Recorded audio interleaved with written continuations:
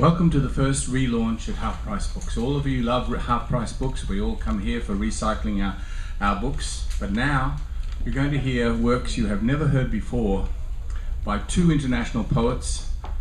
The first will be Kaye Abikhaled, who has three wonderful books: Growing Up in Nazi Germany, Childhood in the Third Reich, and Club des Poètes, Her Life in Paris. And then her husband, who is Lebanese, Lyrics of Lebanon. They may be accompanied by Scott Banya on guitar, and we welcome everyone to dip into the books and buy them, because these were forgotten in the general assembly of production of texts. Now, Kaye is a very, very well respected in the Austin poetry community, but also in the international poetry community as well. She was a runner-up in a Spanish competition, and was a functionary in the Poetry Society of Texas. She's for a long time been a foundation member of the Austin Poetry Society, working with the Austin International Poetry Festival, and her books are only part of her service. She has done poetry for school children over many years, and that's been a significant part of her anthology work, her published work, and her community service. As they say, poetry is community service because it's an open-air prison. But we welcome every person that's made the time and effort to hear exquisite work. What you're about to hear, you won't hear anywhere else, and we urge you all to be part of the round-robin reading when the featured poets have launched their books. So without much more ado, Kaye Abikhaled, The World Belongs to You. Here she is. Please welcome Kaye.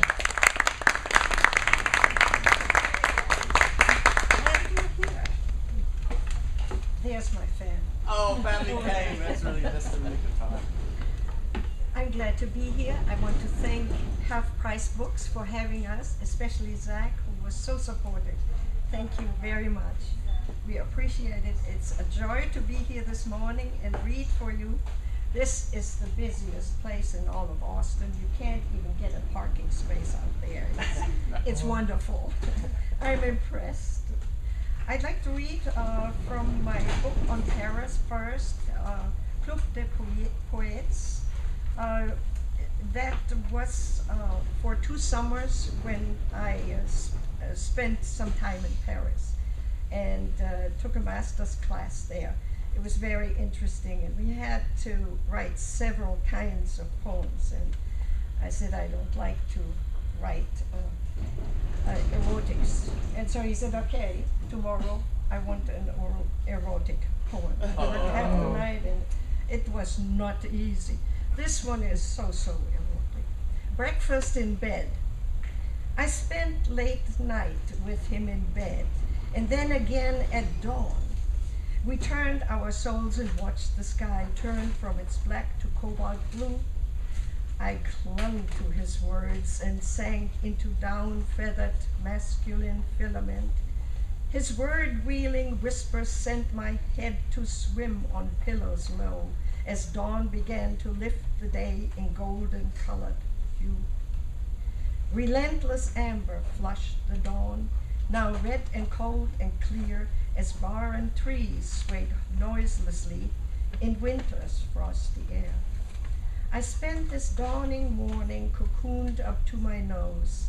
I'd catch myself, sit up again to follow his mysterious prose. His touch as gentle as butterfly wings, his voice so deep and full, resounding. Where's the poetry going on? He served my tray for gluttony. I gorged myself in hunger lost, and shared my bed to abandonment in page after page of Robert Frost. I was told that was not good enough. French Promise. Quaint tavern. Oh, I must tell you, the Frenchmen, they kind of love to tell little white lies. They think it makes it more interesting until you find out. French Promise. Quaint tavern, a bit grubby, but the house wine cleanses, the odor rises. Promises made, later recanted, or worse, denied, are easily blamed on hazy amnesia. Tell me, dear rector, did you mean what you said? Is the offer real or inebriated dare? Was your bid an honest offer or merely a carrot dangled from a willow's branch?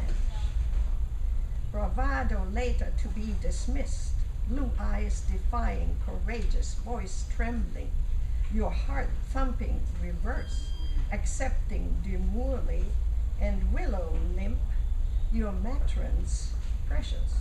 Tell me, was the tavern your escape or den of temptation? The rape, your crutch? Which part of you is real?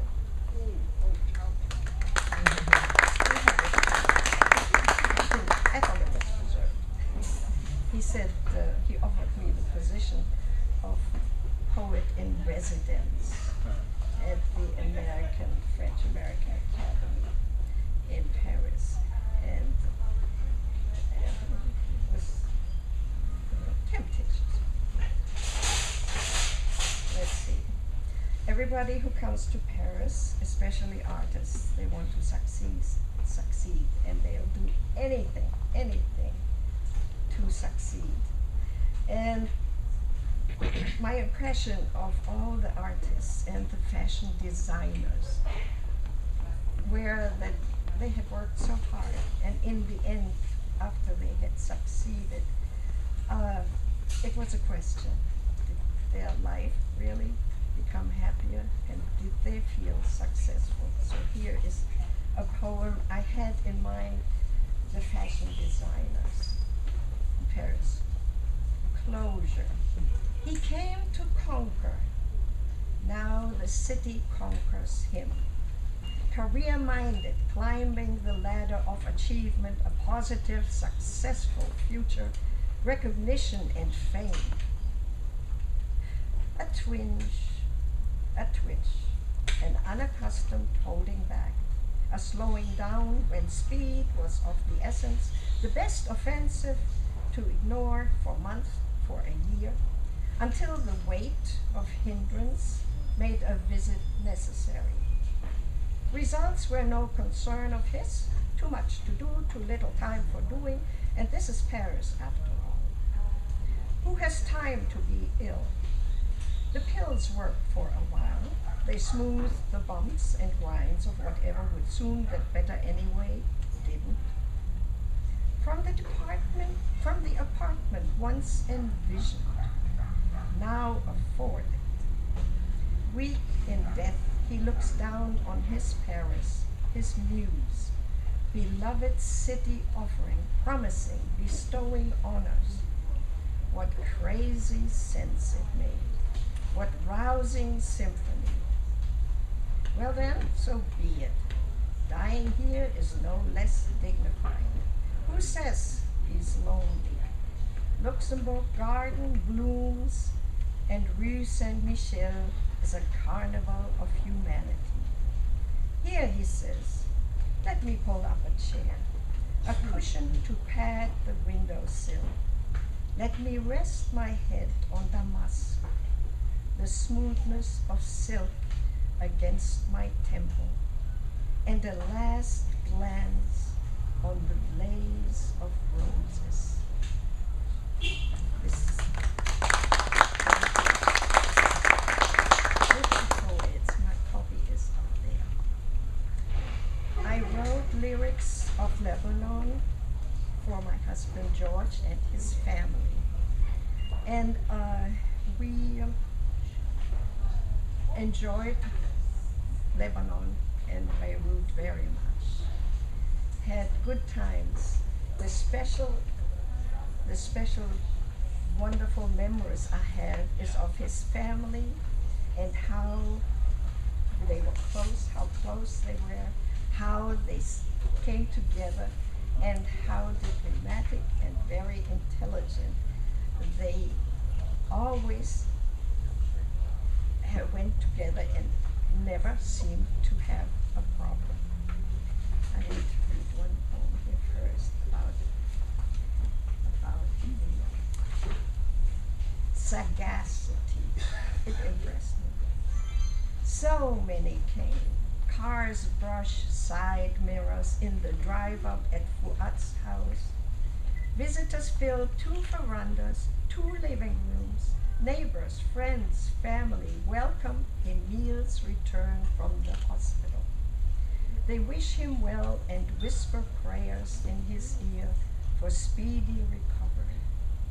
Coffee, cookies, trays appear and platters of fruit.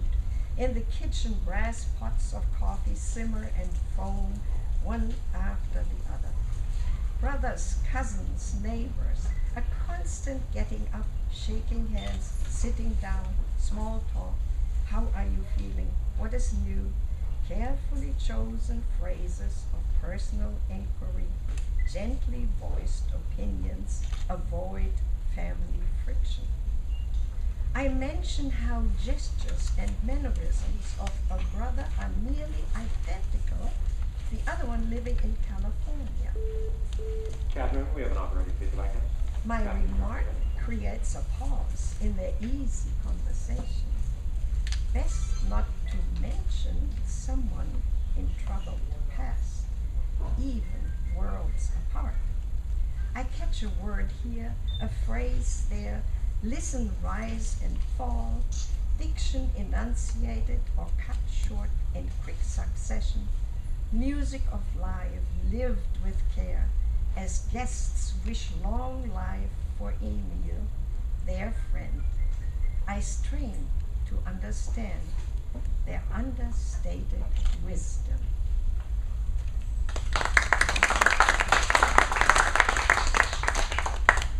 The secret of grapes. Sunrise over the mountains, golden rays of promise. Hamana comes alive, and a slow breeze rises, caressing cheeks, undulating long skirts. And then at 11, fog rolls in, cools down summer's heat. It's good for the grapes, people say, to ripen on the vine. Clusters form, hide in leafy foliage, grow huge, hang heavy in arbors over kitchens and front doors. Fruit so sweet it makes you cough and reach for a glass of water. Afternoons, the misty cover rises, gives way to brilliant sunset. Minaret calls for prayer. The secret of Lebanon grapes, fog rolling in, cooling hot air, holding in humidity, fog rolling out. Nature's secret, the secret of grapes.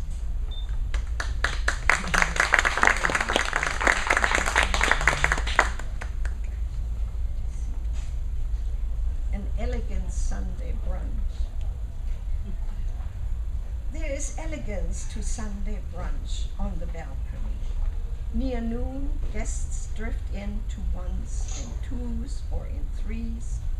They survey surreptitious fine silver and polished crystal, carry on genteel conversation, yearning for juices and sconces, cheeses, bacon, ham and smoked salmon, twice-baked toast, boiled eggs and marmalade, yogurt, and teas of choice.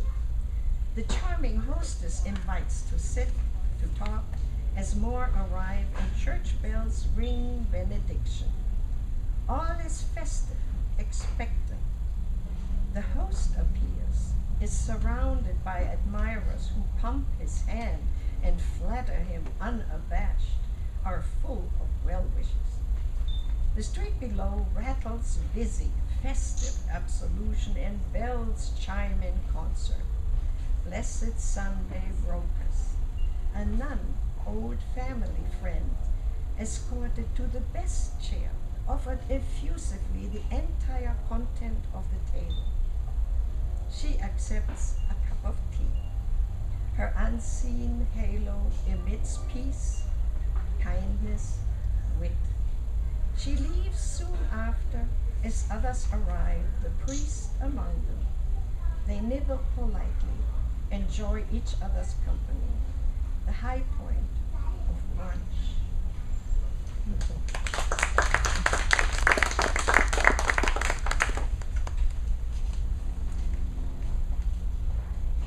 Beirut, and in particular Lebanon, is forever in the strains of problems, political problems, and so forth. But the Phoenicians, as they're called, always rebuild. They hold my mic. Can you hear me, guys? Can you hear me? Okay. Would you rather have? I'm so sorry. I'm so sorry. Yeah, I should have done that. Thank you. Thank you. Thank you. I'll put it a little more. Okay. I don't want to spit in that. Okay. After, it's amazing how the Lebanese rebuild after they have been bombed and invaded so many times. But the attitude is such that they are willing to rebuild constantly, no matter what. And that's, I think, their number one admiration that I have for them. Beirut rebuilt.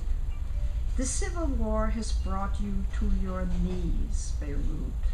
Shot through in ruins, a devastating heap of rubble, guns, flames, assassinations, stubborn fighting factions, murder indiscriminate, blood of thousands in the streets, and truce comes slowly in the political cauldron of this glorious city overlooking the Mediterranean, the melting pot of ethnic groups coexisting in uneasy peace. When goodwill returns at last, new faith is born, and many render aid, begin anew, putting aside their guns, talking to parties in earnest. A shovel borrowed, a wheelbarrow lent, to clear rubble, broken glass, and bones. A generator repaired gives faith and future a chance. Like minds, right the wrongs, share what little is left with the man next door. A hammer found, a nail given, pieces of wood reclaimed and traded, commerce rising. Looking around cautious, a hand stretching out to shake. The burden made easier when pain and remorse are shouldered by more than one. Beirut's initiative is not lost on the world. Help comes from the Middle East and Europe. Beirut alive again, looking into the future, gathering new hope. Traditions restored, churches and mosques raised for prayer. Commerce begins to flow. Beirut, Paris of the Middle East, Phoenicia rising. Will your glory stand, or will hate give way again? May peace prevail. May you live forever.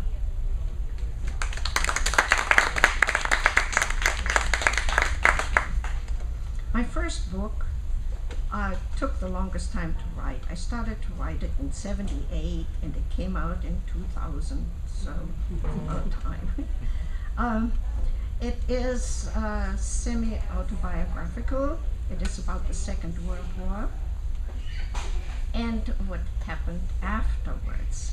Allies came and occupied our country, and we had to go through all kinds of roughness under Hitler.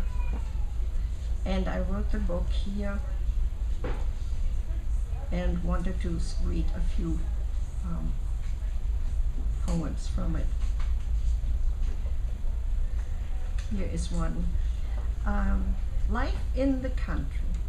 We were evacuated after the first air raid, and the city was howling with fires, and the deep snow was burned into deep holes from bombs that had landed there, and buildings were on fire. The Red Cross evacuated families with children into the country, and we were about 55 miles away from Augsburg in the deep country. It was so far away and so isolated. We couldn't even understand the dialect of the people there. But we learned to know the kids really quickly. So this is life in the country. Children of the village, close to earth, fearing less the fiercest bull Laura, you rising, Laura? than the village saint, an unkept stable maid, whose distant stare rarely fell upon anyone. She uttered misgivings that came true, pronounced curses that produced accidents. Even the priest was afraid of her. He stayed away and did not dare pronounce her evil. People were very suspicious. The priest especially was suspicious of her. And as the war continued, more and more people were buried around the church.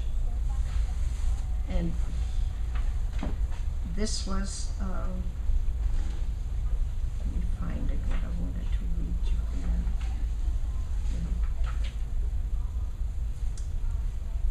Funerals for husbands, brothers, fathers, missing in action, crosses of birch wood multiplying around the church, bursting into bloom. A life-giving omen insisted the bereaved. The priest cursed their obstinacy, celebrated mass to ward off suspicion. Disgruntled villagers secretly consulted the saint, who gave desirable predictions for jewelry and money.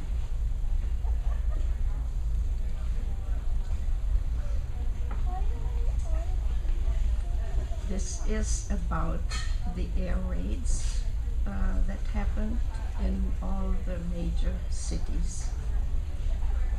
Shelters. A mother and daughter made their way over the rubble in Berlin, carrying a heavy suitcase, the last of their belongings. It was dark and cold. They were in a hurry. "I am tired. I want to sit down," said the elegant old lady. "Mommy line, you can't sit down now. We have to find shelter where you can be safe until I come back to get you. Then we will leave and you can rest. Now come along. We haven't much time. I want to go home. Don't you remember we were bombed out last night? We have no home. But I want to go home. Now take me," said the old woman obstinately, letting go of the case. "Mommy darling, I know. And we'll go home again someday, but right now, let's just find shelter." "I don't want to find shelter. I want to go home." "Then I'll have to carry you." The daughter set down the case, picked up the old woman, and carried her like a child toward the entrance of the community shelter at the end of the street. She found a single chair against a wall, deep inside, and gently put her mother down, saying, "I must get the office packed up. You stay here until I come back. Please promise me that you will stay." "Well, all right," her mother replied grudgingly. Asking nearby occupants to keep an eye on her mother, the young woman left while sirens wailed. The heavy door locked behind her as she hurried off. "Let me get out, just let me get out," shouted the old woman while bombs were flying. "I'm going home now." No one listened to her, and she kept shouting. People around her began shouting back, telling her to be quiet. The small woman did not listen. No one wanted the burden of watching over her. When a law permitted a quick Jessica, exit, you guys ready, Jessica? someone opened the door and let her through. With dignity, she walked past human corpses standing along walls outside. Lungs collapsed, having missed admission into safety. "Nice of you to come," she said with an air of benevolence. She walked down the street to her suitcase, visible in the clash of explosions and fire, sat down demurely on the case, looking around for her daughter. The ground rocked and swayed, and she finally became aware of the noise. Realizing that her daughter was not there, remembering that she had promised something, it dawned on her that she had done something terribly wrong. Bowing her head, she folded her beringed hands in prayer. Looking for her mother in the morning, the young woman arrived at the shelter. Those alive remembered an old woman's demands. In haste, she retreated yesterday's steps and came upon a huge crater in the street, pieces of a suitcase. Her heart-wrenching sobs joined sobs all over Europe, all over the world.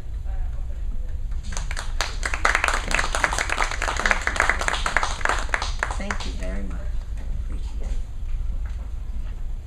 And my books are up there at the table.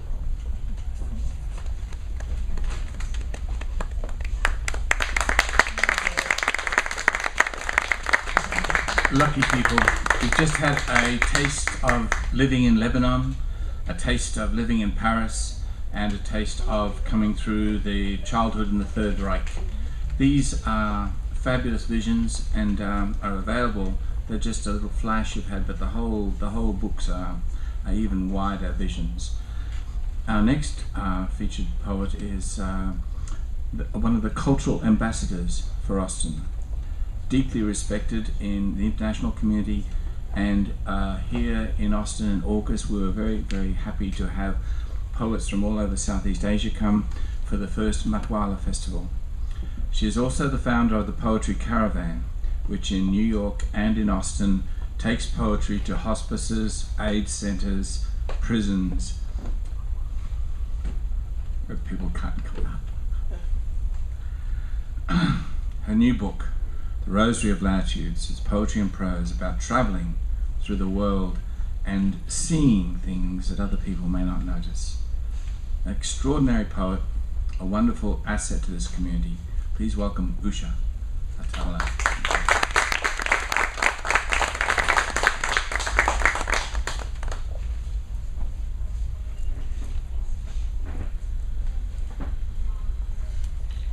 Thank you, Thom and Half Price Books. Very kind of you to organize this. And I think it's in the right spirit to begin with a poem by Thom for his immense work in the community for poetry. So I'd just like to start local first. And his poem is called Today Begins Like Any Other Day. Today continues unlike any other day. Our street is scarred with broken bodies of fireworks. Our cat still clings to the insides of cupboards. Please do not wave flags near dogs, no PTSD sufferers. They sleep off soporific war movie television sedations. Beer and barbecue have found their way to sewage and snores. Undeclared the war on rationality, families, sanity, communities. Cut funds for culture, more for wars. When wounded warriors return, they must learn to negotiate with the broken VA. My cat still shakes and needs reassurance. We will not explode around her. We are all survivors, some of domestic wars and abuse, more of wars foreign and domestic upon all of us. Well, that's Thom for you. And another local poet, a wonderfully respected L.Z. Cogswell, whom we all know, who's worked for decades in so many ways. And this is from his book called Love Songs for Hyde Park. And the poem is called Flying Animals. Bird flight is no simple thing. We measure the distance between a hummingbird and a swan in terms through which a mind may travel, but birds only flit, never seeing the perch. Compare magic with magic. Put a toucan beside a sparrow. A butterfly hangs limpid in the air, yet no more hapless upon freshets than the wrist of a woman who wants attention. I could speak of beauty here, or in the same breath engineering. The idea of an animal who flies implies only madness. So that's L.Z. for you. And I'm going to jump to Israel. And in some sense, I think this poem is the signature poem of my book. And we know the politics in the Middle East have kind of driven the politics of the world for a good many centuries. And the poem is simply titled Jerusalem. Jerusalem, shall I dare say your tales with this foreign tongue as I spin like a top in your streets? Shall I enter your gates as you lie under the fingertips of a golden menorah? What badge shall I show your armed men keeping peace when I listen to a mother calling for her children in fields of invisible ears and tongueless tongues, and old walls tremble with secrets, flags, and burdens, and time the deathless watchman prowls your streets, when the mint in your tea refreshes my tongue, and bread fills my stomach, and I walk the walk of Via Dolorosa on the palm of the city, pointing different directions, with more than one minotaur at its center, when I climb Mount Olives and see dead men waiting like chocolates in boxes to be opened, when I see the patience and the impatience of waiting, and prophets' names too many to remember cast shadows on your streets, shall I ask for permission to enter? Shall I dare stand by a wall, join lines of people in eternal mourning, yearning? Shall I join my grief to theirs and ask for temples to be built? Idol of idols, how shall I gain entry? You, the navel of this earth, where people rooted to salt, faith, loyalty 3 times over, like 3 rivers flowing separately between your messianic apocalyptic banks. What message can I bring as balm for your wounds? All messages are known to you. They are coded in your stones in the cursive of prophets. City of walls, stone, earth, restoration, air, light, sky, blood, hope, tears, wail, lament. City of streets wagging many languages, where past, present, future coexist as solemn triplets. Shall I dare change the cartography of religion, stand under a golden dome, and let fly a new litany longing to be rewritten?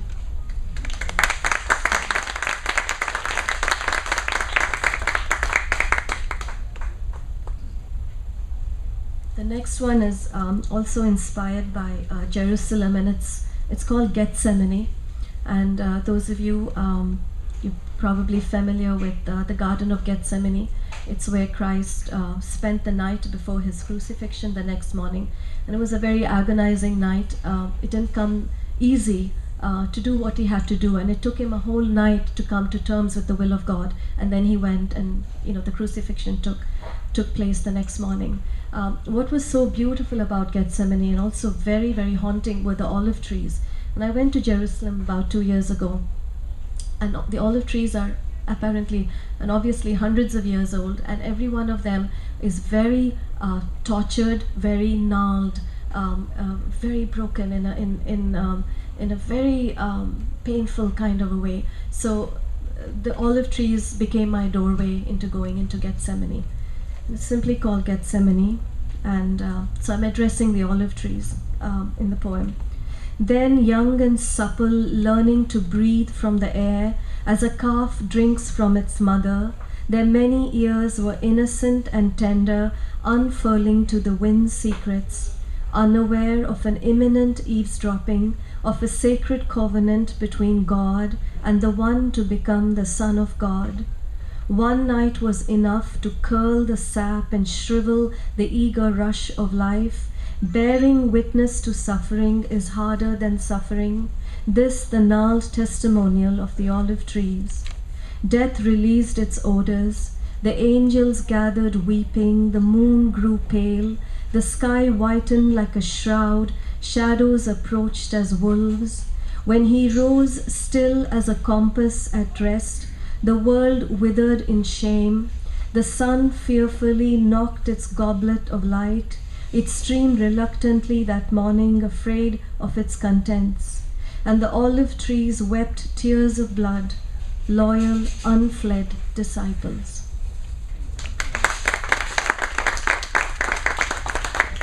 And I'm going to come back home to Jason's Deli in Austin.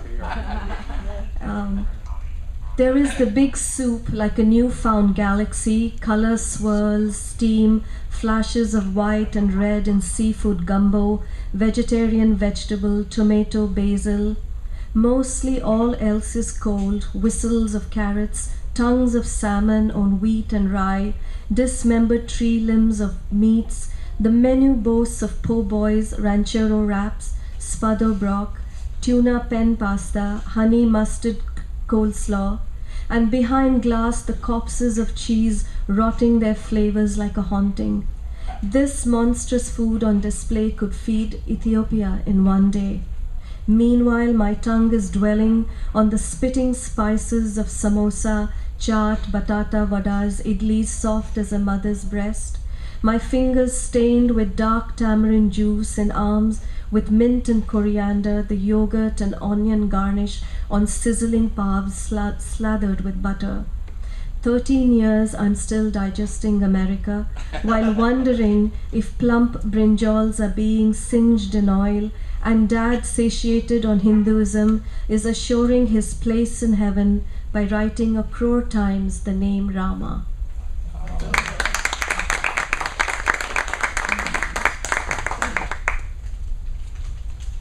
I'm going to,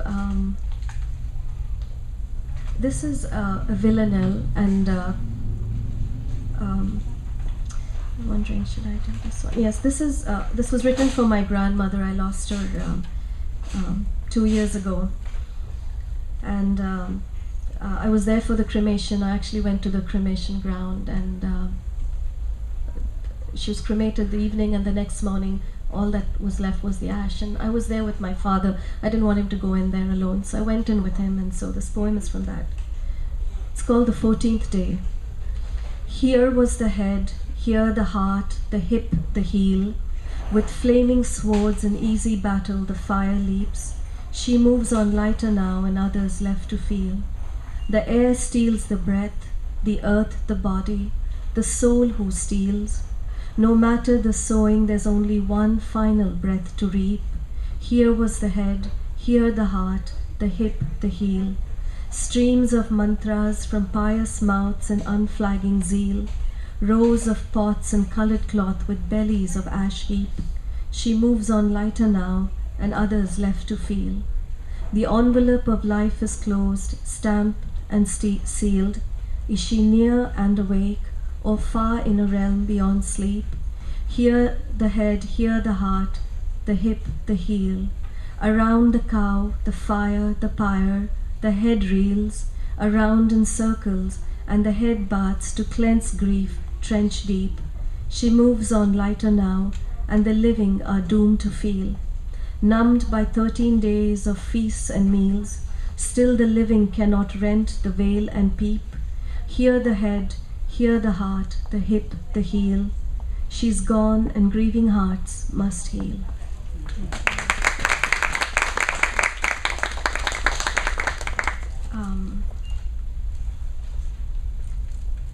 This one is called, just tell me when to stop, Thom. Okay. I want to read, is Debangana here? Okay. Debangana is from Calcutta, and I have a few Calcutta poems, so these are in her special honor. And I'm going to start with a poem to Calcutta women, and you'll know what I mean after you hear it and you look at Devangana. So it's called Women of Calcutta. When looking about for a model, Kali cast herself in their image.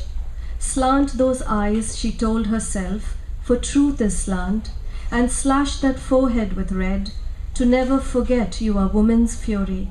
Swell at the hips to mark the earth as your domain, and the hair is unending night in your awakening. Skin sleek as fish oil charts dreams as your territory. Build your testimony from that bold gate. Mermaids of fire, these Kolkata streets are your battlefield, and daily the men fall, fall, fall.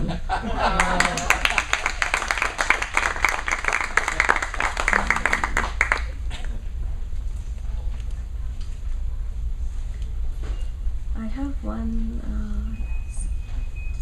okay. Sorry. This is a tribute to Dakshineshwar, which is an ancient Kali temple in Calcutta. And it's called Ferrying on the Ganga Alone. Making pilgrimage, I fell in love with Kolkata on its waters. It was the moment I was perfectly at peace with aloneness and loneliness and all its intermediate variations. I became nameless on these waters, sliding around the boat, dusty grey silken threads intertwining, a carpet coming undone, rammed with people and smells of bodies close to each other. I was senselessly happy. The litter bobbed by, dried marigolds and weed. On the bank drifted edifices of faith, Belur, Vivekananda, Ramakrishna, the mother. Wordless chants hummed within. Perhaps it was only breath paying homage to breath. The temple of Dakshineshwar's rippled cream and red domes, the goddess pointing mehendi-stained palms inward.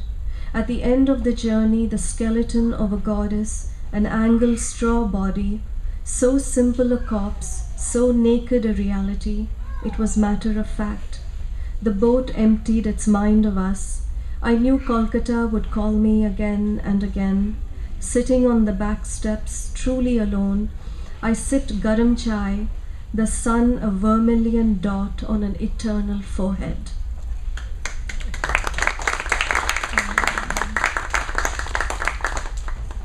This one is from Slovenia. It's called Cathedral. I sat on the steps of a cathedral once, the stone more real in the moonlight. I don't remember the name of this town. It was a crevice in Slovenia, far from the vine-chalked valley of Medana, where a fistful of poets had been inebriated and carefree. There were voices in the air, lovers, random passers-by. Other poets lurked in the gullets of streets. No one asked why I sat there. I was accepted as a stone or a shadow natural to the city.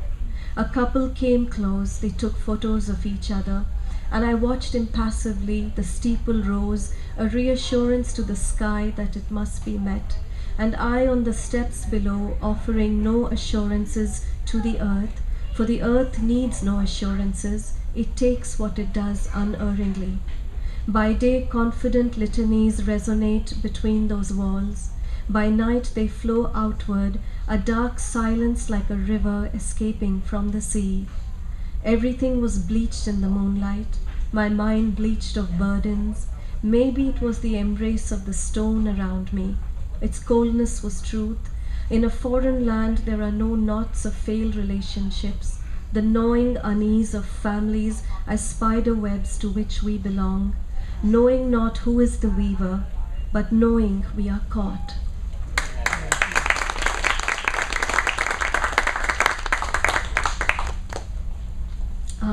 I think I'll probably end with an excerpt from a poem called Love is Fertile, Love is Fallen Leaves, and then the last poem is The Rosary of Latitudes, which is the title of the book too. So this is just the first excerpt from Love is Fertile, Love is Fallen Leaves. And again, I was going back to India to meet my grandmother who'd broken her hip. The night opened an eyelid and looked at us, an ancient monster viewing its citizens. In this night, love yawned, covered her mouth, yawned again. The car turned as a key in the streets of night. Dawn lay on the other side. Morning was the room beyond. There are many suns and many sunrises. In the horizon there are many dancing suns, one for each of us on earth. In this night there was the smell of eternal garbage and slumbering dreams. The moon had the look of a dog slinking away with a cowardly tail. We awakened from one dream in mid-air to one on earth. In Hyderabad, parents wait for their children to come, wait eternally, the knit and pearl of arrival and departure, clicking, clicking, clicking in their minds. And hours here are like gardens with mirrors in which people come and go and sow memories that sprout like entangled weeds covering ground. The gates open like the covers of a book. The house waits as an hourglass. The plot all too familiar. Love is taken for granted, stoic. The offer of coffees, teas under smothered sleep, set unaltered routines, no pleases and thank yous, no excesses of banal commonalities, no hallmark realities. I could not have sat still. A neem leaf, however bitter, belongs to the neem tree. Fingers curl back to a palm, wings lies close to our body. Do not come, she said, listen to me. Do not come. Do not trouble yourself to come. The trip was long, there were miles and midnight meals. There was the Atlantic, the endless sky, boarding passes, security checks, scrutinies, scans, aching arms, luggage, tired, capture of empty seats, and strained sleep in fetal positions. There was gold in Qatar in the duty-free shops, cosmetics, chocolates, watches, perfumes, crystals, and Arabs, inconvenient restroom stops with carry-ons and child, the jumble of time, census, meals, the matrixes. We are coming, I said, we are coming. In the hospital, the ayahs wore red like the spittle of goddess Kali, squatting in corridors, belching, squelching, clanging bedpans and curses. Bedclothes hung from railings in her room. No family feud ceased. Weddings were fixed. Visitors sang their poems, a scene from Pandemonium. She so old that desires were like torn kites, wishing for her death that did not come, with the broken hip, grandkids and American accents, foot diving for blessings. The doctor, old patriarch, like an aged bulldog, took his readings. Aunts hobbled in and out, my father's earnest manner belying incomprehension. She sat up in bed, skin sad parchment, white hair, petals soft like a lily rising out of the earth. In her eyes, pale milk of a faded motherhood, her palm like withered autumn leaves. She held me as she would a newborn. What crawls in her blood crawls in mine. This blood, the sentence it pronounces, the last life light in which to see myself.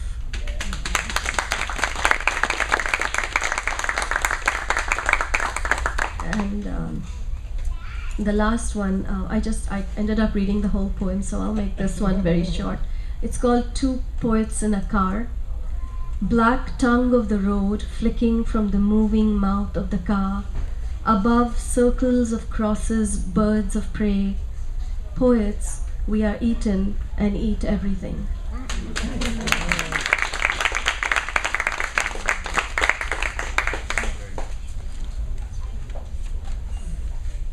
From Calcutta to Jason's Delhi, The Rosary of Latitudes. The book is on the table. Please buy 5 copies.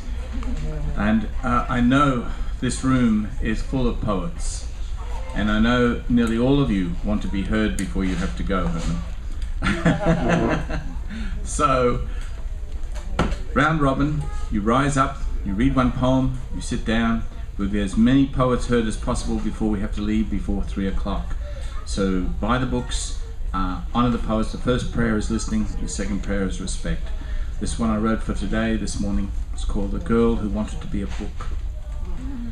If she had been born in any other time, papyrus, palimpsests, biblos, even beaten reeds, even stone, even chained to a pulpit, illuminated manuscript. She could have disguised herself or been a nun, Hildegard of Bingen, or sang in a choir, gained access to some arcane library in a desert monastery, and have all her wishes granted.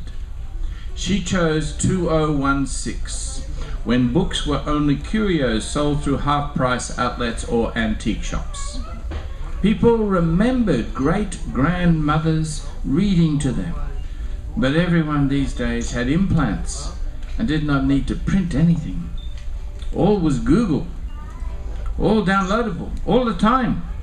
Apps over books. Even to request such an outdated, obsolete format made progressives nervous. Where was the battery in a book?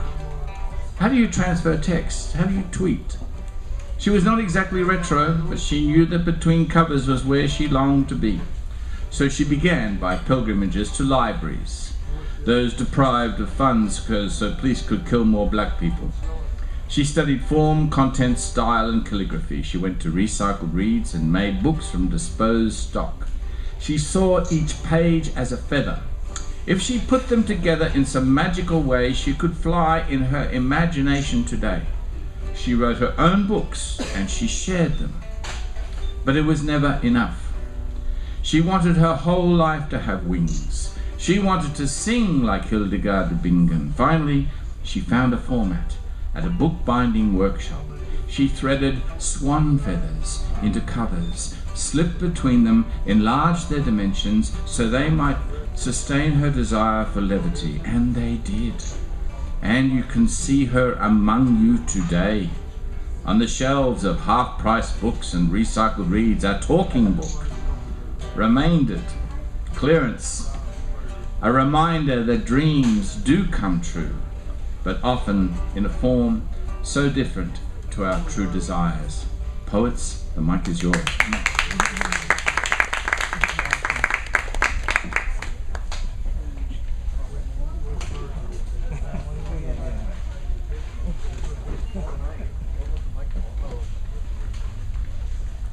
I'm afraid you've heard all these before, Thom, so you can leave the room if you like. This is from my play and novella, Among Amazons, about a young woman from New Mexico who goes right from college out to San Francisco, college in Texas, El Paso, out to San Francisco. And it's 10 years after the Summer of Love, and she gets there and finds out that that's all so much in the past, people don't want to even think about it anymore. But this is about, oh, and one of the characters basically in the show is the street, in the streets of San Francisco and the people in the streets. This is called Ellis Street Suite. A little girl, just under 6 feet, shuffles swiftly between painted towers, stalking down Ellis Street. How much less bogus are you than they? Does your wry smile betray a lingering insecurity? Shy little girl, pushing 30, who could imagine even you could be a total virgin? Yet here you go through Proposition Alley and down Queens Row. This is the crucible in the bowels of the Tenderloin. Here there are few smiles, but many sneers. Here expressions are jaded, faded, and blank, but for sly, dissecting eyes. Here you must survive the glares. Here you must pass. You cannot escape the scrutiny of the derelict, hustler, merchant, addict, prostitute, tourist, closet queen, waitress, monster of countless eyes and absent heart. You're so together today, little fox. You shine so, you flash the sun back on himself, and your beautiful soul eclipses your petty flaws. This afternoon you hear only, "Hey, pretty lady, girl, you got fine legs. Where you going, mama?" You pass sternly by, then smile to yourself. Don't lie, you know you do, little fox. The street echoes a Dylan refrain. The street moans of desolation. The street screams of each new ripoff. The street is the world, the environment, the home, the shelter, the cave, the cage. Shy little girl just under 6 feet. You can be hometown sweetheart if you make it on Ellis Street. Thank you.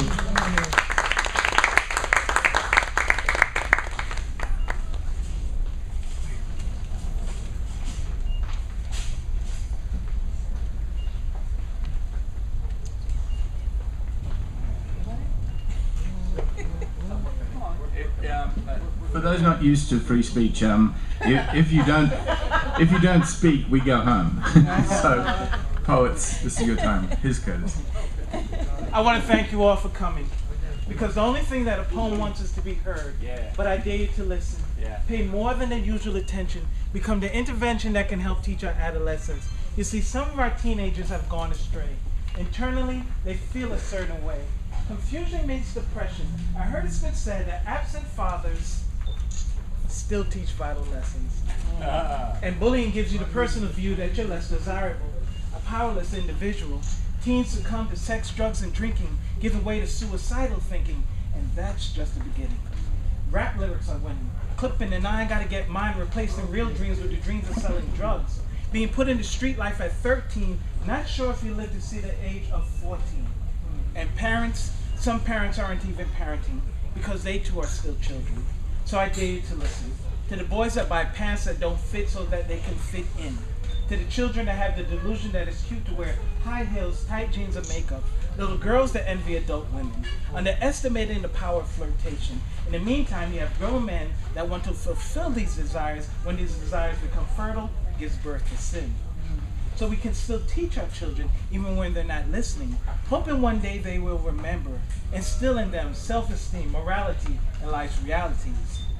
Teach them spirituality that can be passed on from generation to generation to generation. Again, I want to thank you all for coming, because the only thing that a poem wants is to be heard.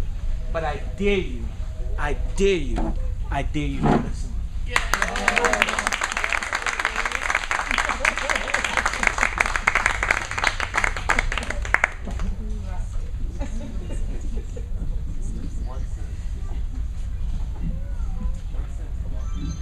This is a collaboration that we've done via email. We exchange emails and create a collaboration out of that. Thank you, everyone. And the moon will be the love that we cannot contain. A gusty summer breeze blew through my painting room. Green, vermilion, azure, and many more brimming. Pouring rain inside me.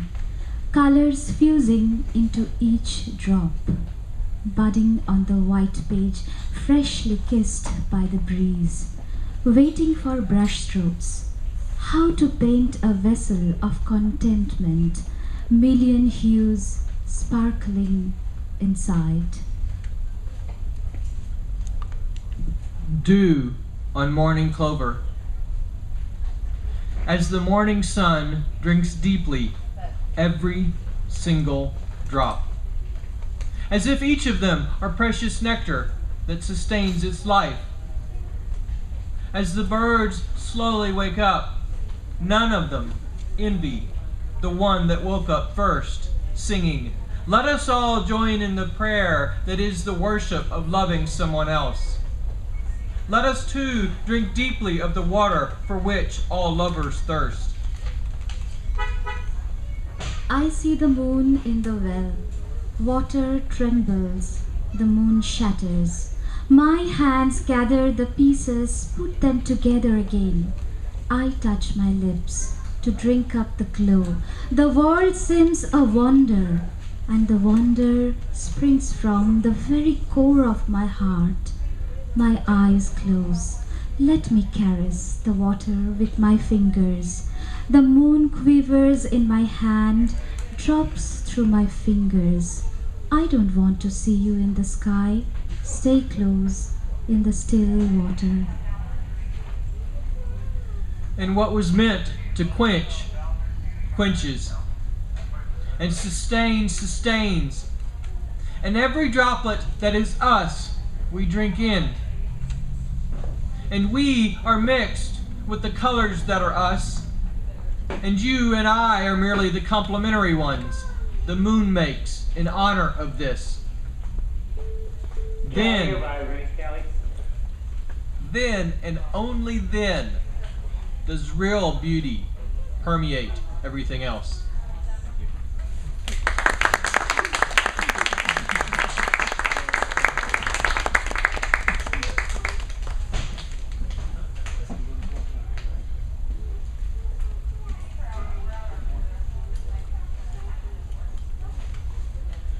Hello, I'm Abikhaled from Round Rock.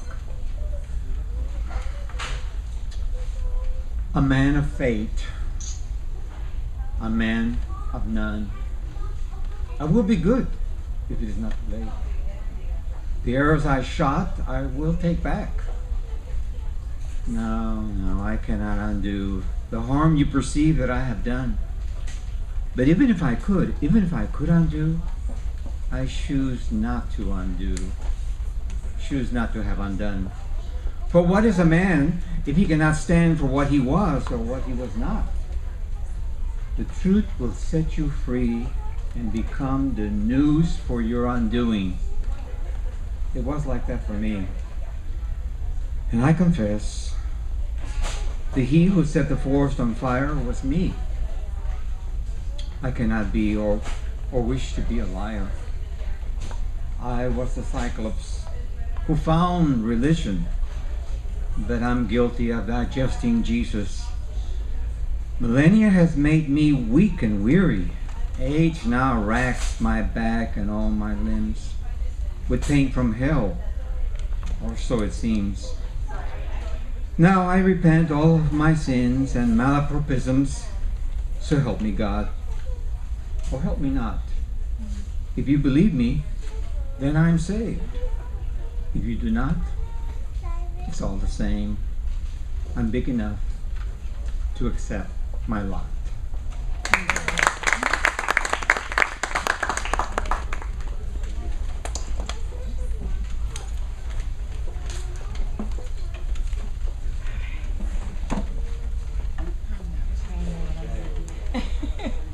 My name's Dwyer here, and I'm from Brooklyn. Brooklyn in the house.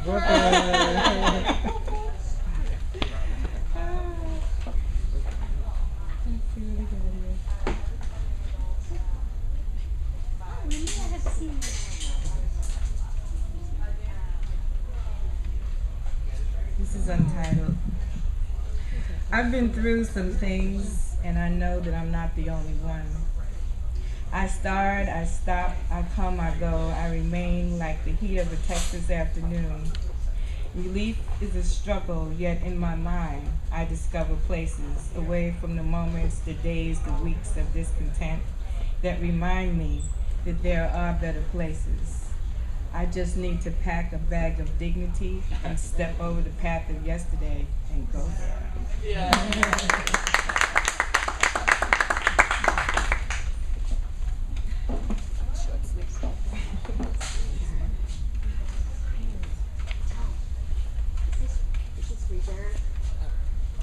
Well, I'm a fifth-generation Texan. Some of my relatives arrived when it's still a republic. And Texas has had some amazing people, characters, and this one is about Sarah, who owned a cafe, or I guess you call it a bar, near Mount Bonnell. So some years back, I wanted to see and feel something that was really Austin to me. I was working downtown Austin as a temporary assistant in a legal office and needed some spirit. So as I traveled south on Mopac, deciding to visit Mount Bonnell and the Dry Creek Cafe, I stopped in at Sarah's place. Hadn't been there since the late 70s and was shocked. Oh, shocked and traumatized by all the housing there now that wasn't there then. But Sarah was there, and dare I say, in her rustic beer joint, falling apart, with two other gentlemen. I never found out who they were, but they all seemed to be getting along. Having to shout for Sarah to hear me, I told her I ran into one of her relatives on Barton Springs Road, her nephew Larry. I made her tell me his name, knowing that she would tell me more. Asking her questions, I found out that she'd been there 54 years, longer than I'd been around, and I told her that. And she told me I was just knocking at the door. She said Fox Network came knocking on her door, and she told them she wasn't interested. Well, I was interested, and I felt so fortunate to be able to get along with Sarah. As I was leaving, Sarah said, "When you see Larry, tell him I'm still around." So this is my salute to the Dry Creek Cafe and Sarah Ransom, 1913 to 2009. The meanest old bartender in Austin, Texas, and a blessing to all who were lucky enough to call her our own.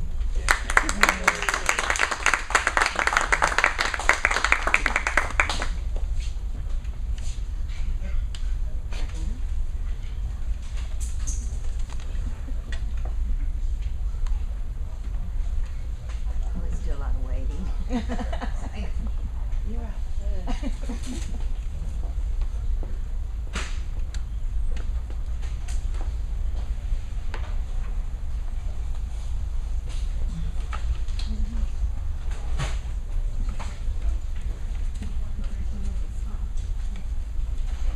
That's my granddaughter and her child. So, great-granddaughter. Oh, no. Okay. Later. Too soon your head goes down on my favorite pillow, deep into the bowl of it. Royal red, corners pull tight, perfect smooth for a king. Shallow breaths, and you will not stir for a while. I move close and gently trace your countenance. Ebony, the dark wood stained of years and ancient footprints. I kiss the ragged scar of your mouth. You shift and whisper, later. A sudden ring, and you reach to answer pleas and reminders of your good fortune from far away. Your voice rises and falls, angry then sad. A bad connection saves you for a while as you gather your thoughts. You are still caught up in into the language of your reality, and you're far away. I hand a laptop, ledger, new bifocals, and a lunch of bread and fruit. Oh, and a quick kiss and the usual, "When will I see you?" I do most out of ritual. Later, you smile, knowing my ploy. Later? Okay, take care.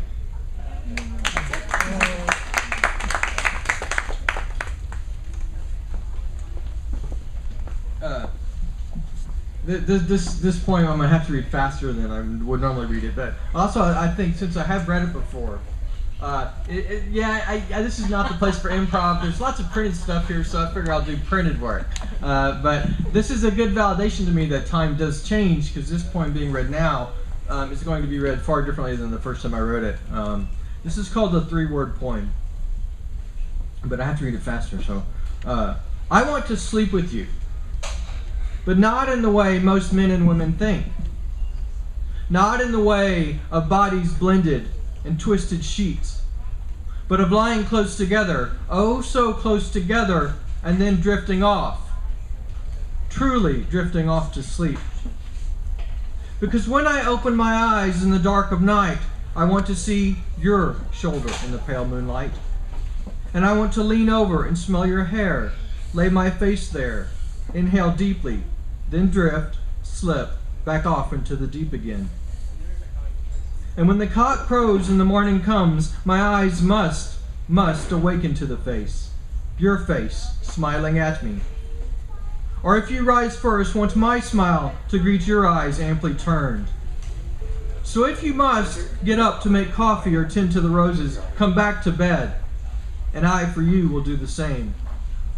For when we rise at our ease, let it be arm in arm, and arm in arm, and arm through arm. And I to you, or you to me, or better yet, both of us together will sing the 3-word poem that takes 6 hours to say. And we will not let any one of them be spoken with more zest nor verve than any of the others. And after each we will linger there for hours too, embracing each one of them, like our child, our children, until they are to us, and as well we are to them, completely unbridled and totally forgiven. And we will hold each one of them close to our chest as we too, arm through arm, embrace before moving on to the next. And if you be in a hurry and say, I have not time for that, then all is still well. All is still well, and I will consider this time well spent saying what must be said. Yet there be no one to whom that poem would I either like to hear from, nor recite to, and sing this song. So let it be when next we meet, we lay down fast and low and go where dreamers go. And if in the night either of us is struck by the insight that there is also the fleshy delights, then so be it. To that will we turn our will and just as righteously blend our lives and skin together. In lieu of that, accept this poem or song as not only an act of courage, but one of restless and relentless will. For it is through both love speaks, sings, and projects. We are not to speak and sing as such. Were I not to speak and sing as such, my life as emblem of courage and faith would have no meaning. Would have no meaning at all. Let us take the time, let us make the time, let us bind our lives together, even if but for a brief moment or length of time unknown. And go on, go on. I have a poem to tell you, and this song to sing to you. I have the 6-hour 3-word song to sing through you. The 6-hour 3-word song sings through you and I. Sings through you and I. On the morrow, when all has gone, where dreamers go. Thank you.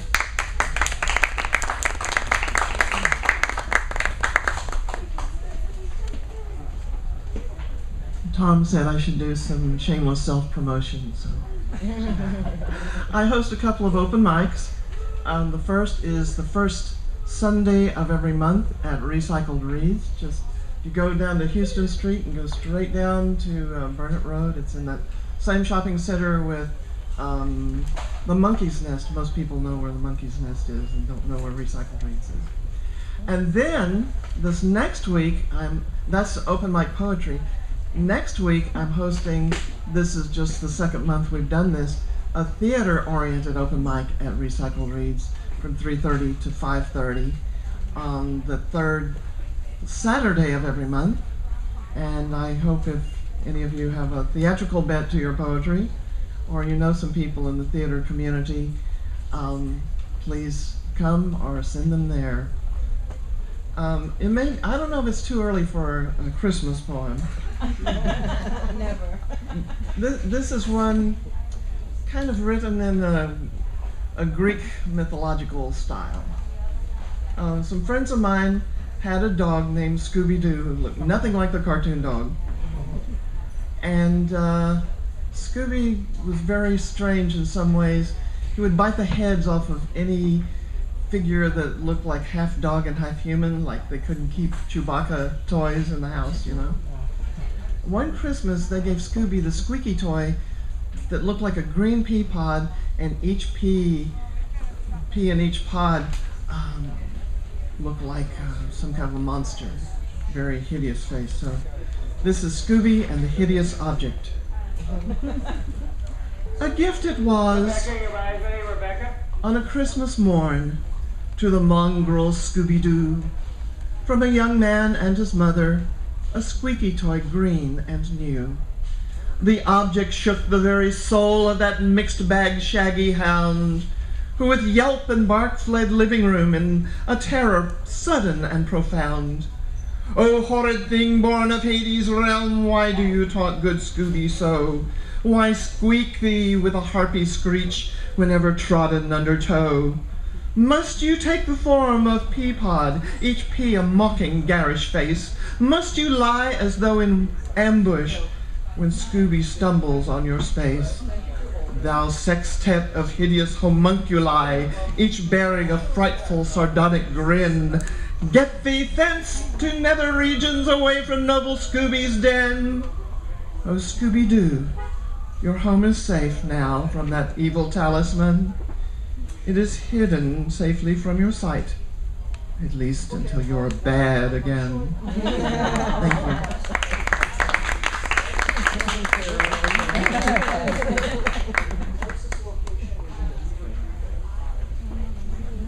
No.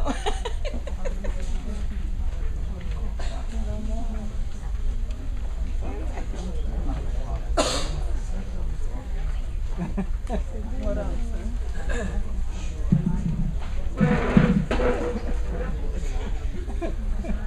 One who stayed after the poetry night. I was touching the grass softly as if it is a soft embracing shawl, finding the exact spot to lie down, so all the stars can see us. I was in a hurry to smooth the knots in my hair so you can lazily caress my hair, still releasing the wet aroma of bath. I was then busy calming myself so you do not sense the irrational fluttering inside me.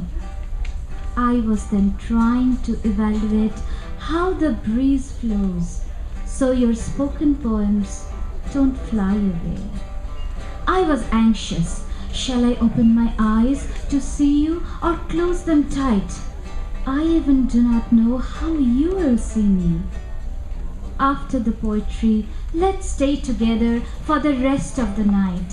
Let's lie together under the sky. Sometime we will embrace each other, sometime create a large space in between. Let's play with the words. Some words are beautiful, some are very true.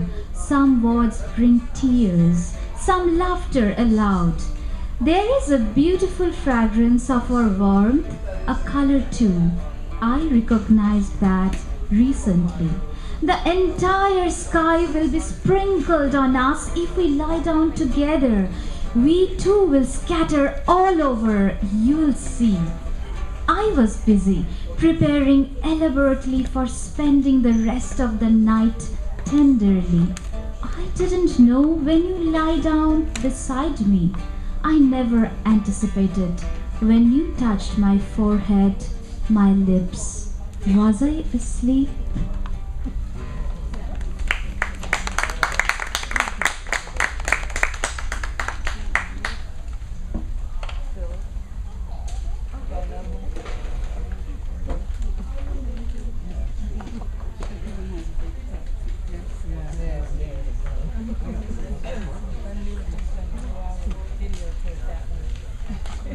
The language of rocks. He walks along the wildlife caliche and sings in an undertone this morning's Kyrie, and his eyes appraise as he sings. Priscilla speaks the language of rocks, and rocks listen to his eyes and leathery hands and him singing. He takes the pickaxe from its hiding place, lifts the 4-pound engineers, and he returns to the chosen place where centenary crags have marked their time. Eyes hold fast the large rock. He swings, slices a heavy plate, and holding his breath, he heaves the plate into its new place. A juniper trunk to mark a step for climbing the steep hill behind the house. He chooses his rocks that answer his need in weight and size, and they lie down before him in true fit, snug. Priscilla speaks the language of rocks, and rocks listen to his eyes and leathery hands and hymn singing. We wait for rain, he says, and wait for settling, he says. As soon as I heard the language of rocks, I had to reply. What's this? Based on James Weldon Johnson, The Gift to Sing. Water sings. It is magnetic. Hence South Pole does not fall off, and North does not entirely evaporate. Mountains sing. They shrug off mountaineers, make landslides and casualties just to stay clear. Metals sing.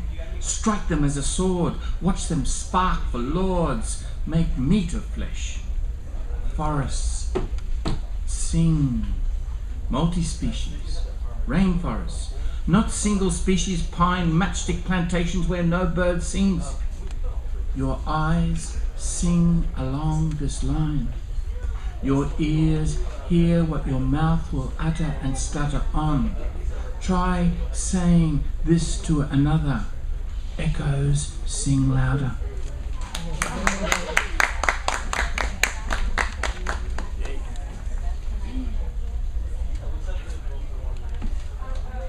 Your taste still lingers on my lips and in my mind. We never had a chance to make it right because I could not taste it in your lies. So in my mind, I struggle to compensate for the deception and for the misconceptions, for faded smiles and empty spaces between us. You pushed me away from what I thought was my reality. I wanted to say, wait a minute, but I became voiceless, watching you sleep while I counted the stars. Quenching the thirsty moon with my tears, I held on to myself. As you gathered everything that was ours and us, the door opened, the door closed, and I fell into the afternoon, never noticing the morning had come and gone, and love was over, just like that.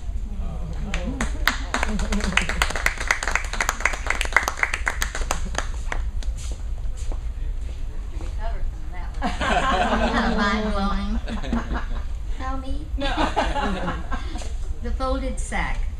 If you are free of complaints and think me not completely foolish, come with me then, as spring seems to be holding to her promise of fair face. Paths are tamped smooth, edged in chocolate mint and gailies, all the way down to the stream in its wandering way. We shall take tea and biscuits by the Thwistle-thway, then respite along the willow's mark near the common, where the heather makes her bed. I'm not a man of platitude and hold myself to agenda that could possibly affect your future. Your mother always thought well of me, and the vicar's words attend my stead. However, should you take offense to such blatant confession, I shall not fault you then. I will fold my sack and return to the path and pentangle of chocolate mint and gailies all the way down to the stream in its wandering way. I will take tea and biscuits by the Thwistle-thway, then respite along the willow's mark. However, I shan't ever and again never return to the common, where the red moon sleeps and the heather makes her bed.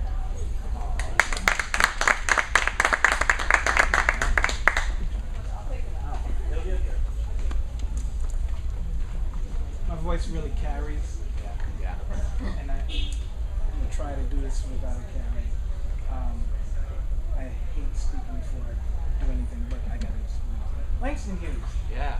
Loved Langston. Yeah. Loved Langston. Yeah, so do we. But if you ever listened to Langston, he sounds like he could do Sheldon. Sidney Sheldon. He could do the voiceover for him. His voice is hard. Langston's voice is very hard. Just a quick example of Langston's voice, how it would sound. I've heard rivers, lots and lots of rivers. And his voice is very bad for the material that he did. Yeah. But my favorite poem by Langston is Life is Fine. I went down by the river. I sat down by the bank. I tried to think, but I couldn't, so I jumped in and sank. I came up once and hollered. I came up twice and cried. If that water had been so cold, I might have jumped and died. It was cold in that water. It was cold. I took the elevator 16 stories above the ground. I thought about my baby, and I thought I'd jump down. I stood there and I hollered. I stood there and I cried. If it had been so high up there, I might have jumped and died. But it was high up there. It was high. So since I'm still here living, I guess I'll live on.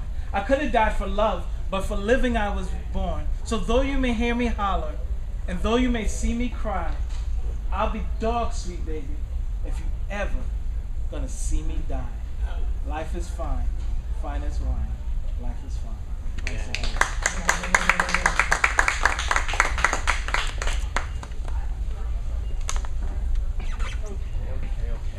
Okay. I'm trying to suit you. Oh, God, this guy. And I don't aim to please, man, but if you have somebody you love, you know, and you bake the chocolate cake and you bring the chocolate cake and you sit in on the table and everybody goes, oh, God, this thing stays awful. So I'll do improv.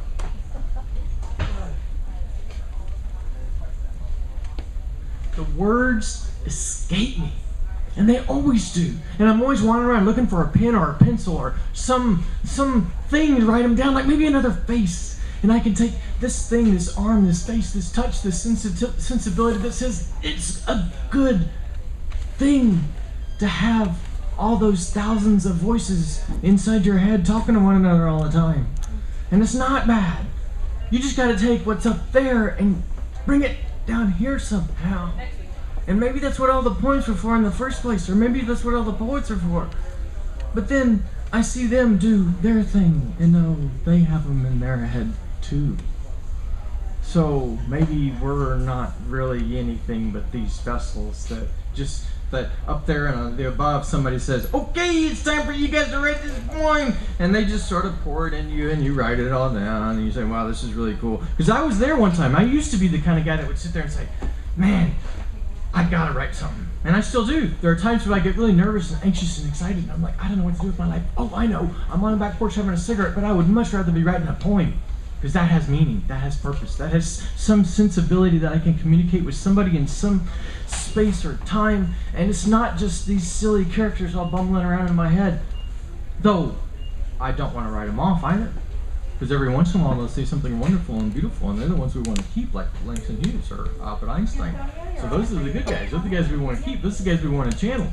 But in the meantime, it just escapes us, it's just... And then on the other hand, you can walk outside, walk away from a poetry mug, and you'll know that somewhere during the course of your day you'll be having a cup of coffee and the Holocaust will come back. Or Calcutta will come back. And you'll know it wasn't just some fleeting, transcendental, silly little moment. It was a moment of true, real communication when somebody said, this matters to me.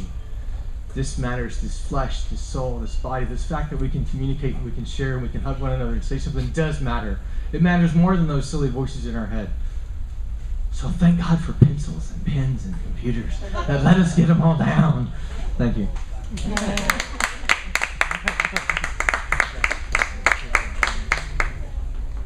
We have till 3, so be rich.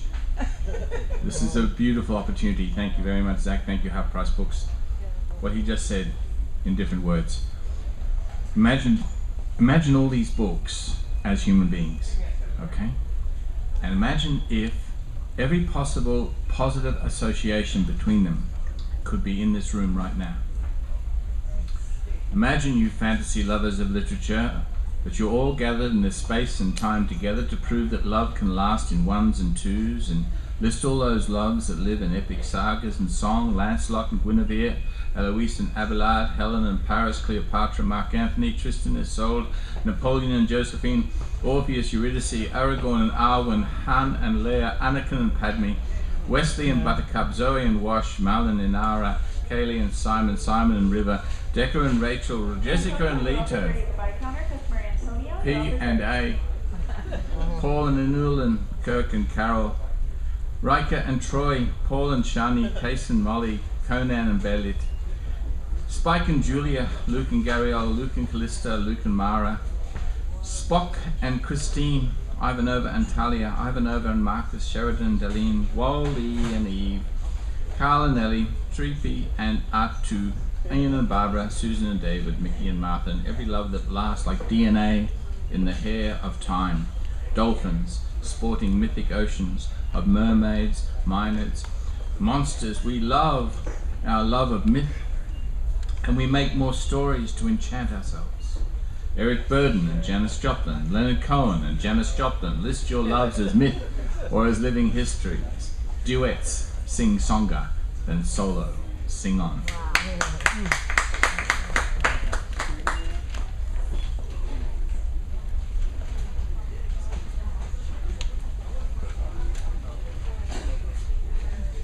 This one I call Reading from a Book of Days.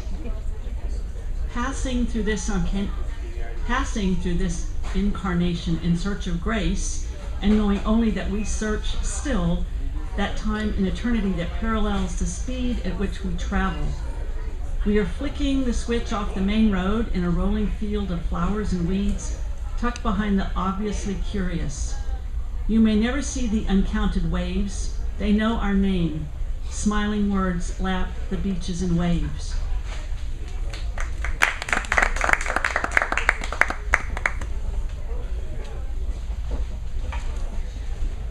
This is a love poem from the future.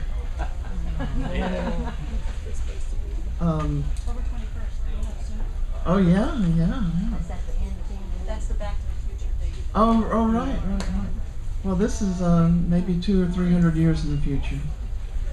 And the tallest mountain, I believe, and the largest volcano in the solar system is called Olympus Mons, and it's on Mars. Snows of Olympus Mons. Snow again on Olympus Mons. The Martian skies are blue. There is still a pink at sunset, and I'll always dream of you. Mastodons graze the grassy plains below our star-like earth.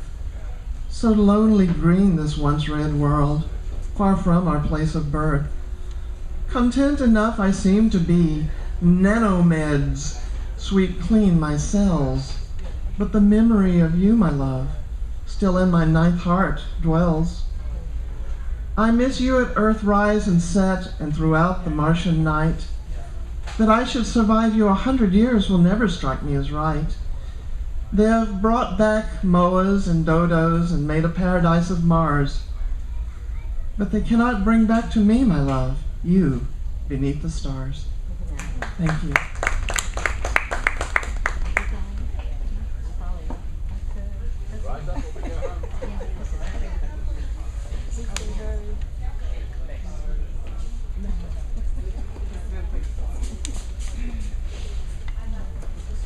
This is called Instead. There were so many things in my head that I could have said, but I didn't. Instead, I just let us hurt each other's feelings with things that you meant and I didn't. So I went silent and watched you lose me.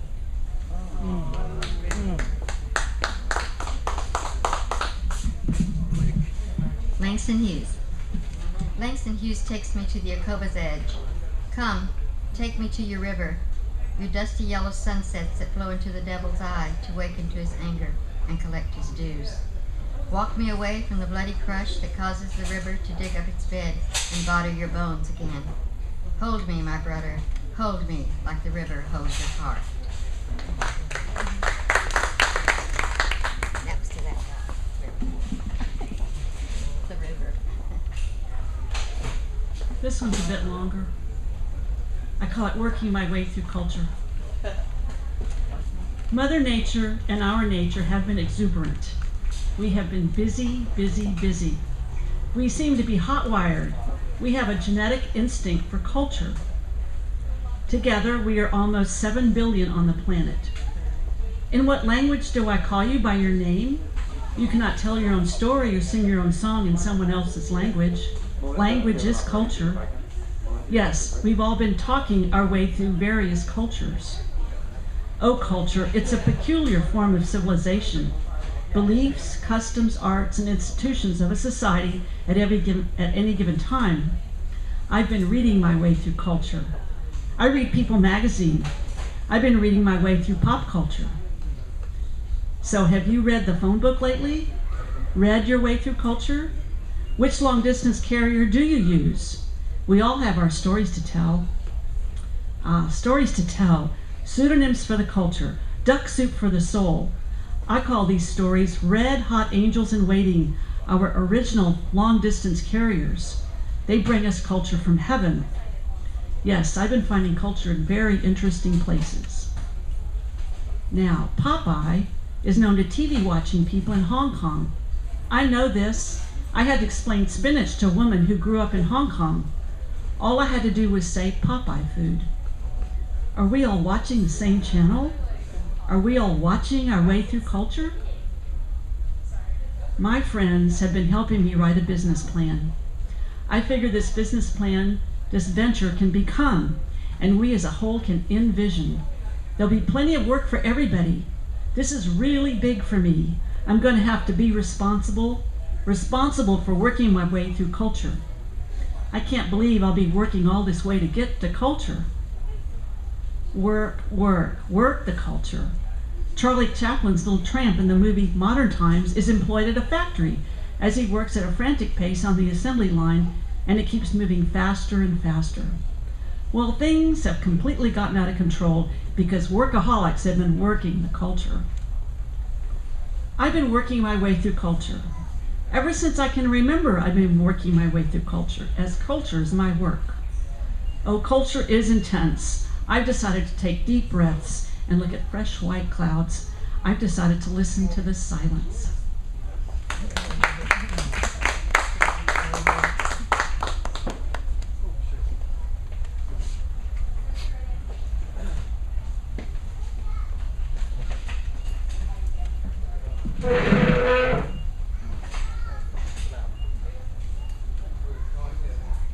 I do not confuse myself anymore. Often, when I noticed my reflection in the puddle's surface, I confused myself with you. Tiny insects skimmed still water. Leaves often dropped there too. Occasionally, the weight of a sturdy shoe would splash your image, splattered the air. After I embellished your image, spanned the river, I was afraid of such rushing current. Will you live up to it? Your image then wound a slow, rusty road. I was afraid of such red pebbles. Will you live up to it? Next, your image shot up a massive tree. I was afraid of so many reaching limbs. Will you live up to it? Your image lasted in metamorphosis. Sky, hills, forest, bird, it lived in anything I was afraid of. Such blues and greens of the fluttering of wings, will you live up to it all? Even slower than the puddles, final drops evaporated. I disregarded the earth, lifted the sky by the breaking dawn. I confused you with the universe, made me mistake myself for you. Now I no longer see the puddles full. Meet your shadows no more. Deserted by even the rain here. I gather everything now. Small pebbles, bird feathers, dark cloud, green leaves, even the bubbles from water. Whatever I was afraid, you will not live up to it. All on a fresh piece of wood. Looking, I brush my hair, a blue flower, kajal my eyes. Have never seen such a crystalline image. I do not confuse myself anymore. Once more. In my woodcut background, your shadow sporadically appears. So I wipe my dear mirror with drops and dust. I do not confuse myself anymore.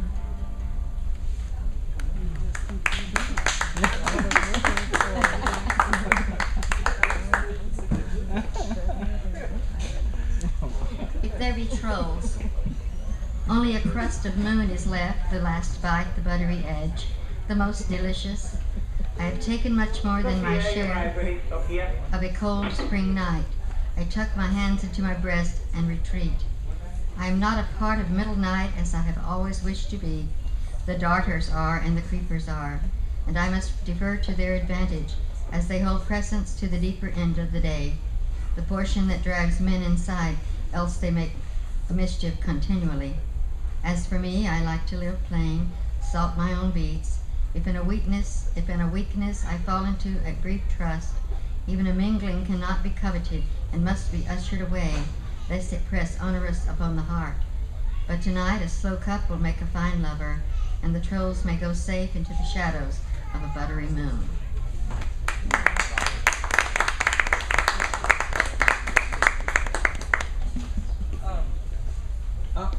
As I was driving up here, I was thinking about doing this poem, because like I said, normally I do everything improv, but I had 2 poems. I don't have a printer that works, so I only had 2 poems that actually were in black and ink, so I brought these 2.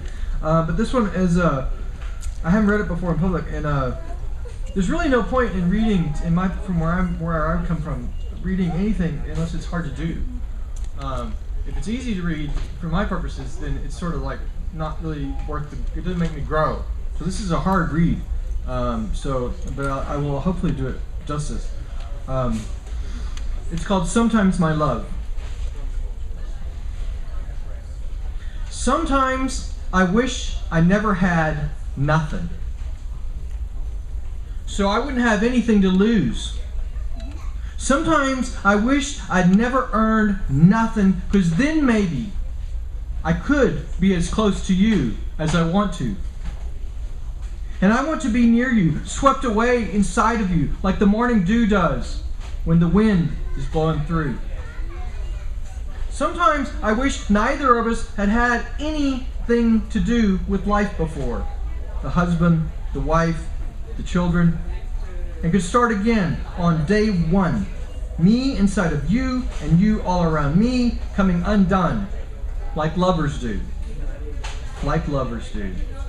When there ain't nothing better than being undone with, underneath you. Then I recall like the day I first held your face against my face, and you waited for me to step outside. And my smoke grew cold, all waterlogged, and you sat enraptured, yet shivering. Oh, something to behold. Wanting to kiss your lips, wanting to kiss my lips, and or go inside. Me and Leslie out of the cold, wanting to forget we ever knew anyone, anything but us. Sometimes I want to come completely unglued from everything I've ever known before.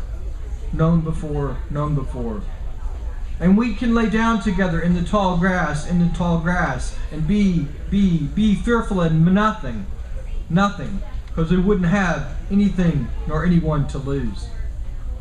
But that's not ours to find out at least. Not yet. It's not in the flesh. And you wonder, do I need you? Do I need you? I need you the way, I need you to hold me in the light, in the place in your heart where all secrets go. Because then I'll know the peace I've been needing, the peace I've been eating, it ain't glass. And it ain't troubles that ne'er last, nor tears that ne'er fall, nor laughs that turn to smiles. It's just that sometimes I want to forget everything in my past, in your past, in our past. So we can lay down together in the deep tall grass, Hold me, darling, in that place where you keep your secrets, in the place where there's no light, in the place where only you know just how much I need you. Because it ain't need, it's the oldest want of all. It's the oldest want of all. For you and I to be one. To be one in mind and body. For you and I to be fused like the way light does, So blow me a kiss, my love, from across the world. Blow me a kiss. Blow me a kiss and lead me to bed, if only in my imagination. If only in my imagination. And I'll turn back the sea from the shore, and I'll turn back the wind from the treetops, and I'll turn back the tears from air crying that shouts, I need, I want you, I need, I want you.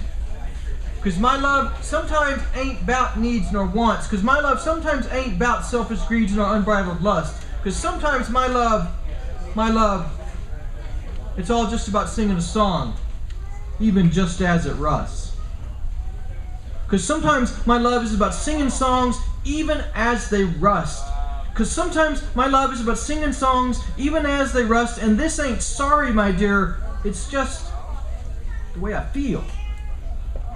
Sometimes before I lay down with you, when I dream, I'm inside of you. Sometimes it's just my love is sad, because what I want in mind, I want in body too. Because sometimes my love means what I have in mind, I want in body too. Because sometimes my love means what we have in body. Hang on. What we have in mind, I want in body too. What we have in mind, we want in body too. Thank you.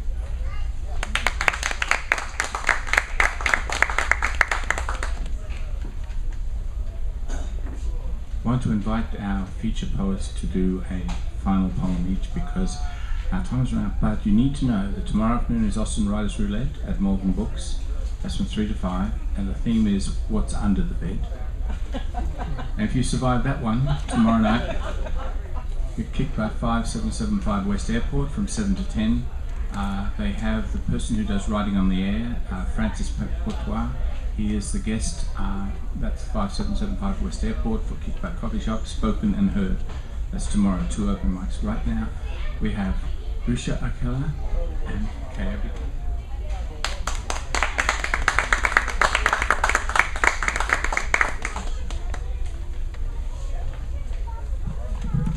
This is from my previous book, and it was a book of Sufi poetry, kind of Sufi. Someone called this poem Sufi activism. Never thought those two genres would ever collide, so it's called Love Has Forgotten Herself. Love in New York City is stalking downtown bars with nasal drones and picking up partners for the night. Love is having a manicure in New York City, wearing black tights. She's just fitted herself with the diaphragm. Love is a drag queen, creature of the night, sexy in denial. Love is doing Ashtanga yoga and drinking wheat germ shake with papaya, or taking a 1-week vacation at Omega or the Himalayan Institute. Love is white fingers, skillfully easing around chopsticks and chicken pad thai. Love is so multicultural on the outside and screaming neurotic on the inside. Love is jogging in Central Park and rapping and poetry slamming in coffee shops. Love is hip, sleek, black-trousered, coal-eyed, and has just edited a book on South Asian identity. Love is belting out hip-hop and chanting sister peace at parades. Love has shaved her head and pierced her navel. Love is alternative, new age, and spiritual. Love lives with a lesbian kuchipudi dancer and music partner. Love is fighting to become mainstream. Love is a single mother crying for love at night and fortifying vulnerability with the pill. Oh yeah, love is so liberated and on the pill. Love's on the rebound from her 5th breakup this year. Her focus is to run every day, eat nutritious and fat-free, be well, keep together, remember that this is God's world, and cut down on her antidepressant by the end of the year. Love is falling apart at the center. Love is an ABCD culture vulture, a millionaire doctor in Armonk, a night jetter with an empty heart and easy smile. He's learned all the cues to get the babes, the hard talk. It's not the money, man, it's about art and people. And bottom pinches his friend's wife with a wink. Love remembers to be love in the holiday season. Love's decided to file for separation on grounds of incompatibility. Love is aborting an unborn child. Love has become cattle in the pastures of others' wives' bodies, swooping vultures sniffing for the first smell of decay in a woman's soul. Love has forgotten who she is and how she must be. Look at Manhattan trying to maul the sky with its greedy fingers. I, it screams daily. I want, I desire.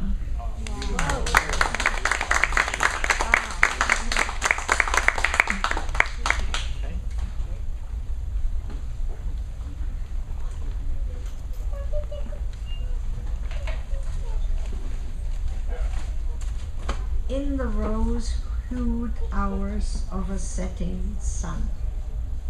In the rose-hued hours of a setting sun, silver thoughts wander through memory's gate, over hills, through vales, a busy life lived long.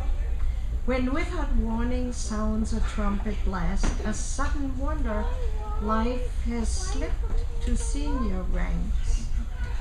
Center stage is past and gone. What has happened to small children's chatter, the laughing of the young? Two parents boosting their morale, making their ambitions strong, rooting each achievement with supportive cheers. Gone they are and carved their own in years. And who will come to my burial place to say goodbye? To a mother holding to tradition, children standing nigh. Will anyone take notice? Remember when I'm gone? To remedy this situation, I have devised a plan.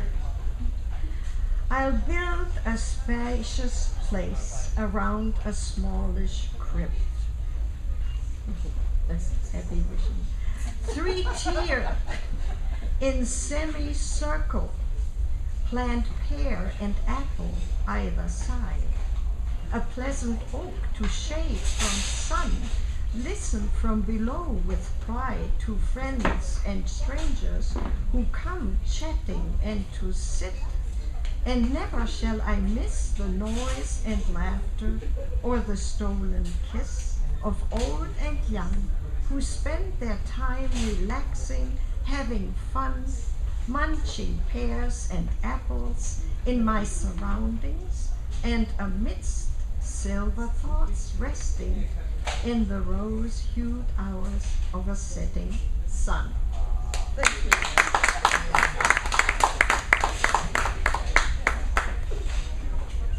I thank every person who's devoted their time, energy and attention to the quality poetry of these international poets.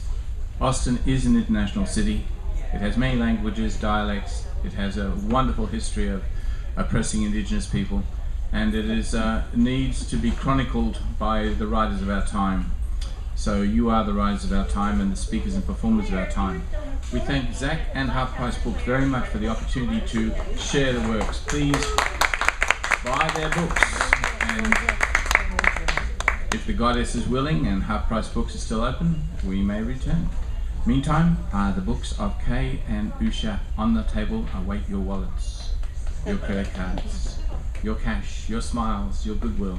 And remember, tomorrow is Austin Rise Roulette at 3 o'clock at Malvern Books, and then Kick Butt at 7 o'clock. Thank you, Zach. Thank you, poets.